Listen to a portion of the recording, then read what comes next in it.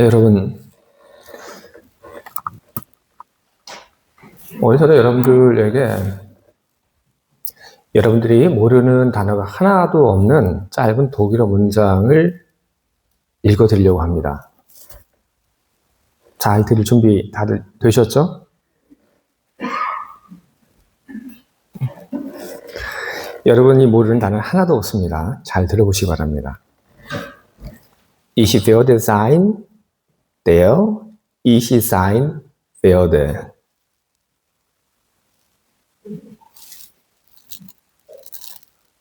자, 여러분 모르는 단어가 있습니까? 하나도 없죠. 근데 많은 분들이 저를 보고 그냥 웃으시네요. 자, 여러분 무슨 뜻인가요?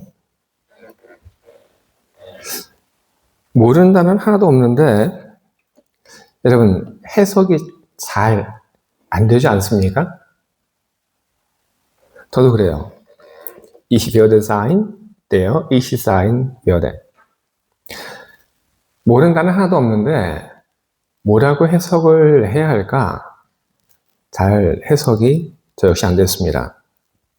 근데 이게 뭐냐 하면요. Ich werde sein, der ich sein werde. 하나님의 이름이 무엇인지를 물었던 모세에게 하나님께서 대답하신 내용입니다.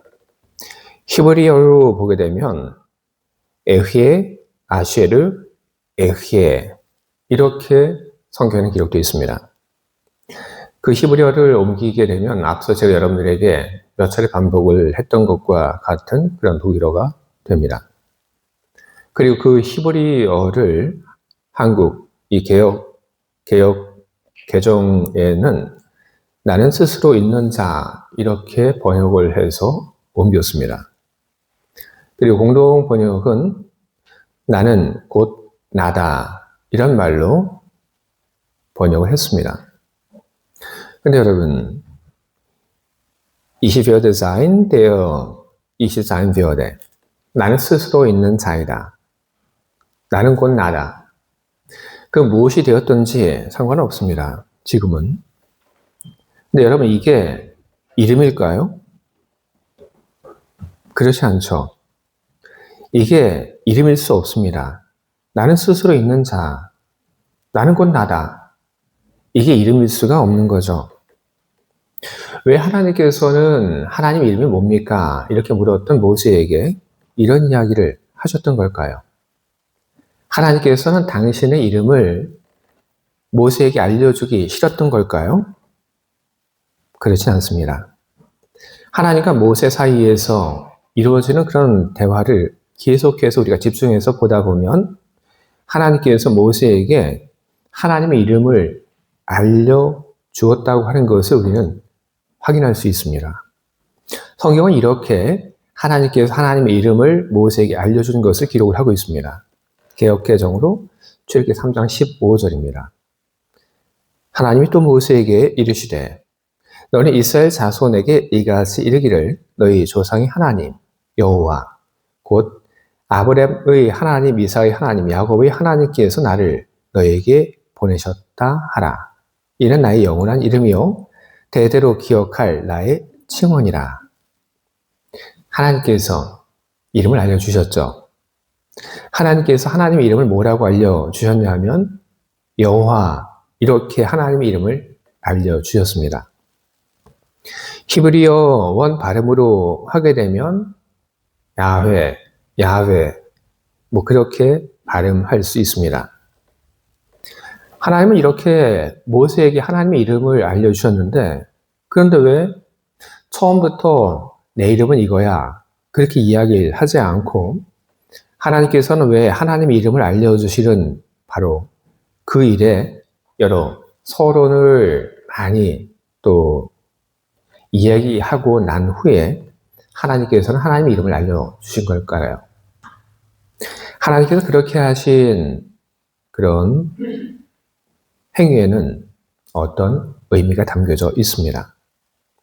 어떤 의미가 담겨져 있는가 그것을 이야기하려면 먼저 인간에게 이름이라고 하는 것은 어떤 것일까 하는 것을 우리는 생각을 해 보아야 합니다. 인간에게 있어서 이름이라고 하는 것은 어떤 것일까? 창세기 보면 창세기 2장 19절부터 20절에 이렇게 기록되어 있습니다. 여호와 하나님이 흙으로 각종 들짐승과 공중의 각종 새를 지으시고 아담이 무엇이라고 부르나 보시려고 그것들을 그에게로 이끌어 가시니 아담이 각 생물을 부르는 것이 곧 그 이름이 되더라. 아담이 모든 가축과 공중의 새와 들의 모든 짐승에게 이름을 주니라. 아멘. 아담이 모든 생명들에게 이름을 붙여주었습니다.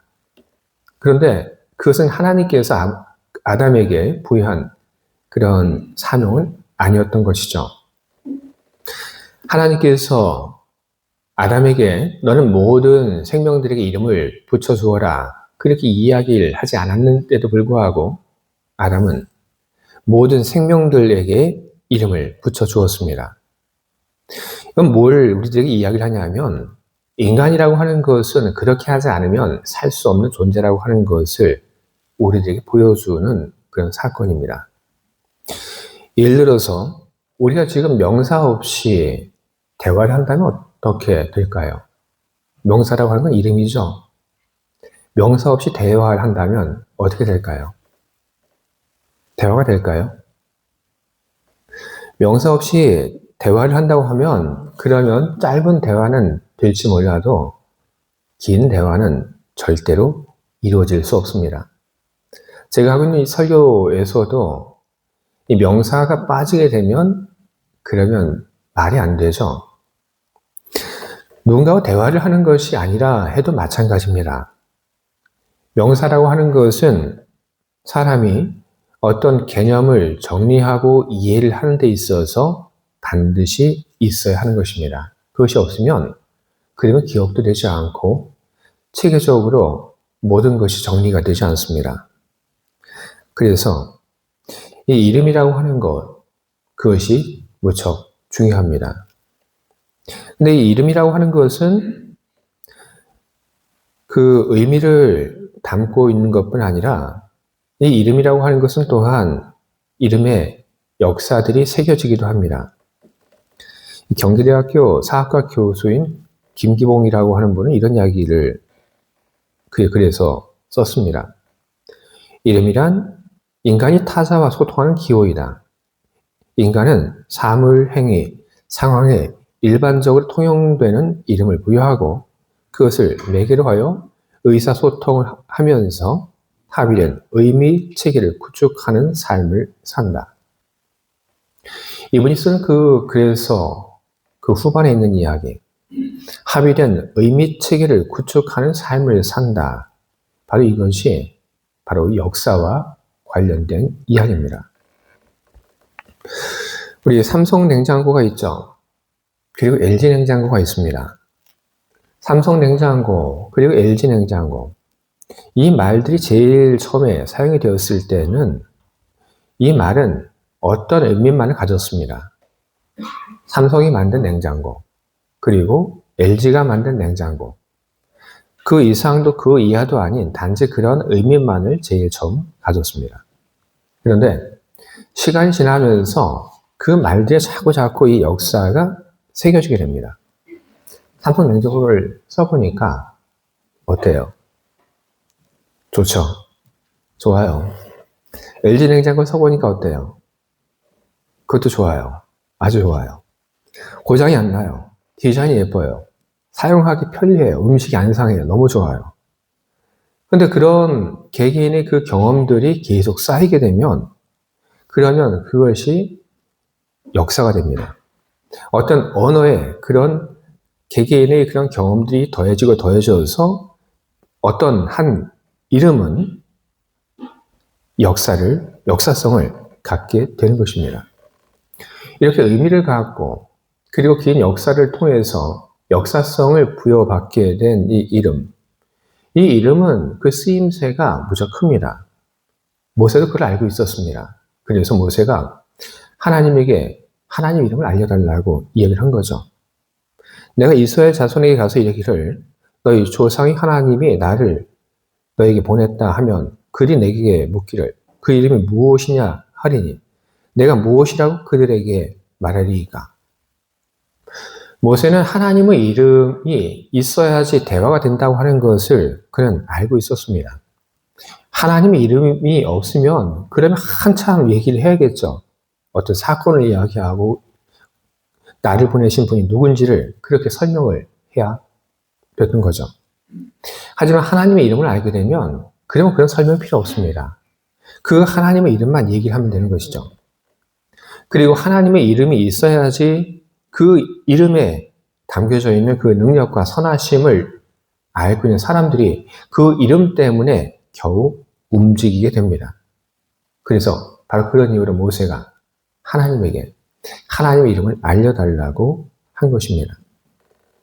하나님이 이처럼 당신의 그 이름에 의미와 역사성을 부여하셨습니다. 여호와, 야훼, 야훼, 그 말이 어떤 의미인지 모릅니다. 하지만 하나님께서는 당신의 이름에 의미를 부여하셨고, 그리고 그 이름에 하나님께서는 역사성을 또한 부여를 하셨습니다. 하나님께서 당신의 이름에 부여하신 그 의미, 나는 스스로 있는 자, 저는 그 말보다 저는 나는 곧 나다. 바로 이 말이 훨씬 더 이 히브리어를 잘 번역한 것이라고 저는 그렇게 생각을 합니다. 나는 곧 나다. 바로 이 말은 바로 하나님의 독립성과 더불어 하나님의 정체성을 드러내고 있는 그런 말입니다. 이 말을 우리 고대 근동 세계와 함께 우리 생각을 해보면 하나님께서 하신 그 말들을 우리는 훨씬 잘 이해를 할 수 있습니다. 아브라함이 떠나왔던 그 우르 지역, 거기에는 여러 많은 신들의 이야기가 퍼져 있었습니다. 고대 근동의 신 가운데는 하늘의 신도 있고 그리고 달의 신도 역시 있었습니다. 그런 신들의 이야기들 속에서 어떤 신에게서 나왔다는 그런 이야기들은 고대 근동의 신화 속에서 너무나도 흔한 이야기였습니다. 그런 신화의 세계 속에서 하나님께서는 이야기를 하고 계십니다. 나는 곧 나다. 이 말을 통해서 하나님은 무엇에 제한되거나 어디로부터 비롯된 그런 존재가 아니라고 하는 것을 하나님께서는 선언을 하고 계신 것입니다. 그리고 나는 곧 나다라고 하는 이 말을 통해서 하나님께서는 하나님의 그 정체성과 그리고 하나님의 독립성을 표현을 하신 것입니다. 나는 무엇과도 같지 않고 무엇과도 다르다고 할 수 없으며 무엇으로부터도 비롯되지 않은 무엇에도 의존하지 않는 나다. 바로 그것이 하나님께서 당신의 이름에 부여하신 의미인 것입니다. 하나님께서 나는 곧 나다라는 그 말씀을 당신의 이름에 연결시키고 나니까 그 다음에 무엇이 가능하냐 하면 하나님의 이름에 역사를 담을 수 있게 됩니다. 하나님께서는 나는 곧 나다라는 그 이야기를 하고 난 후에 이야기를 하시죠. 나는 아브라함의 하나님, 나는 이삭의 하나님, 나는 야곱의 하나님이다. 나는 아브라함의 하나님, 이삭의 하나님, 야곱의 하나님이라고 하는 이 말은 하나님께서 한 가정의 하나님이라고 하는 것을 이야기하는 것이 아닙니다. 하나님께서 한 민족의 하나님이라고 하는 것을 이야기하고 있는 것은 아닙니다. 하나님께서 아브라함의 하나님, 이삭의 하나님, 야곱의 하나님이라고 당신을 소개하고 있는 것은 하나님께서는 사람의 그 삶 속에서 일하시는 하나님이라고 하는 것을 하나님께서는 알려주기 위해서 그 이야기를 하신 것입니다. 우리는 하나님께서 당신의 그 이름을 소개하고 알려주신 것을 통해서 우리는 배우게 되는 것이 있습니다. 우리는 하나님께서 말씀하신 그 말씀, 하나님의 그 정체성과 관련된 그 말씀, 나는 곧 나다라고 하는 그 말씀 속에서 우리는 무엇을 배웁니까? 하나님께서 그 어떤 상황에도 상관없이 하나님께서 하나님으로 존재하신다는 그 말은 오늘 우리들에게 하나님을 대하는, 하나님을 섬기는 우리 모습이 어떠해야 하는지를 우리들에게 알려주는 그런 말이기도 하는 것입니다. 여러분의 사정, 여러분의 형편, 여러분의 기분, 그것이 하나님을 섬김에 있어서 하나님을 섬기는 그 모습에 영향을 주는 것이 되어서는 여러분 안 되는 것입니다. 우리 사정이나 우리 형편, 그것과는 상관없이 항상 우리는 한결같은 모습으로 하나님을 섬기는 사람으로 우리를 살아야 하는 것입니다. 또한 아브라함의 하나님, 이삭의 하나님, 야곱의 하나님이라고 하는 그 말 속에서 우리가 배우게 되는 것은 무엇입니까? 바로 그것은 하나님께서 지금 현재 어디에 계신지 바로 그것을 우리는 그 말을 통해서 우리는 배우게 되는 것입니다.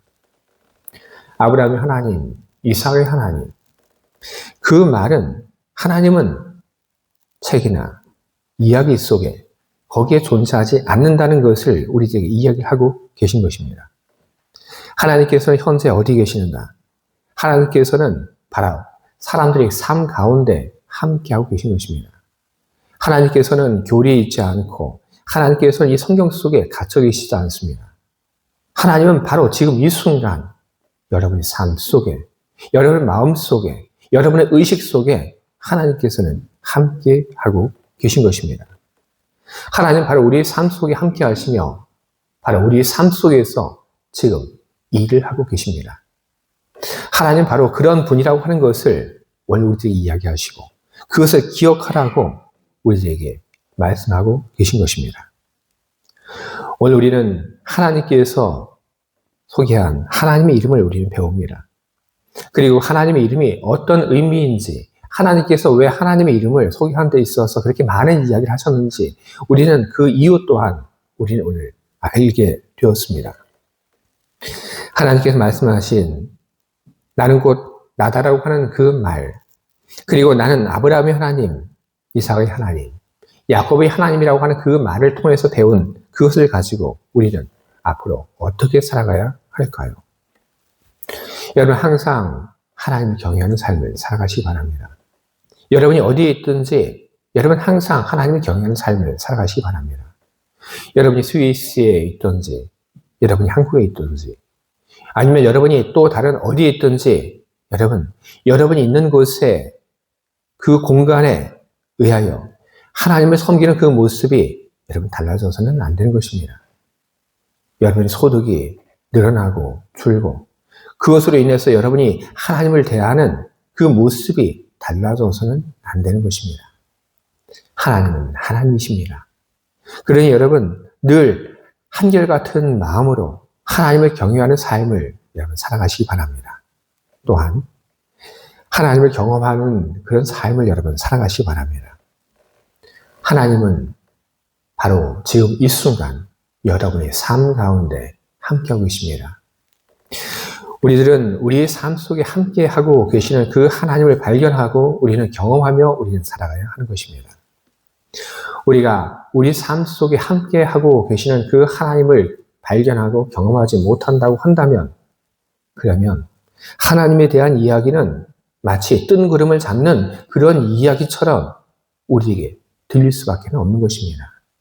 하나님을 경험하지 못한 사람이 이야기하는 하나님은 저 먼 하늘에 있는 뜬구름과 같은 그런 이야기일 수밖에 없는 것입니다.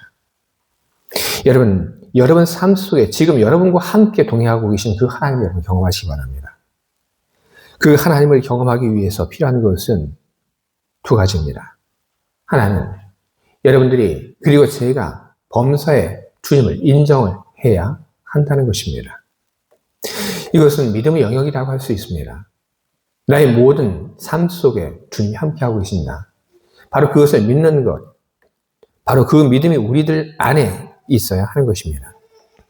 그리고 두 번째로 우리는 그 믿음을 가지고 우리는 훈련을 해 나가야 하는 것입니다. 하나님께서 우리 가운데 함께하고 계시고 우리 삶을 이끌어 가고 계시다고 하는 것을 믿으며 그 하나님을 만나고 그리고 그 하나님의 인도함을 받아 살기 위한 그런 훈련을 우리는 계속해 나가야 하는 것입니다. 왜 우리는 하나님 말씀을 왜 우리는 읽습니까? 훈련입니다. 왜 우리는 하나님께 기도합니까? 역시 훈련입니다. 왜 우리는 하나님의 이름으로 무엇을 행하고 있습니까? 그 역시 하나님과 동행하기 위한 훈련인 것입니다.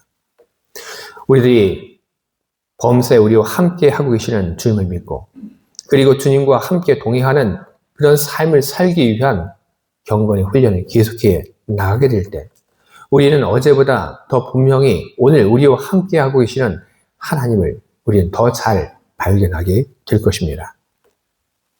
주님은 멀리 계시지 않습니다. 주님은 가까이 여러분과 함께하고 계십니다. 주님은 항상 한결같은 모습으로 여러분의 삶 속에 함께하고 여러분의 삶을 늘 인도하여 가고 계십니다. 그것을 믿고 그리고 그것을 경험하는 여러분 모두가 다 되시기를 주님의 이름으로 축원을 드립니다. 아멘. 함께 기도하겠습니다.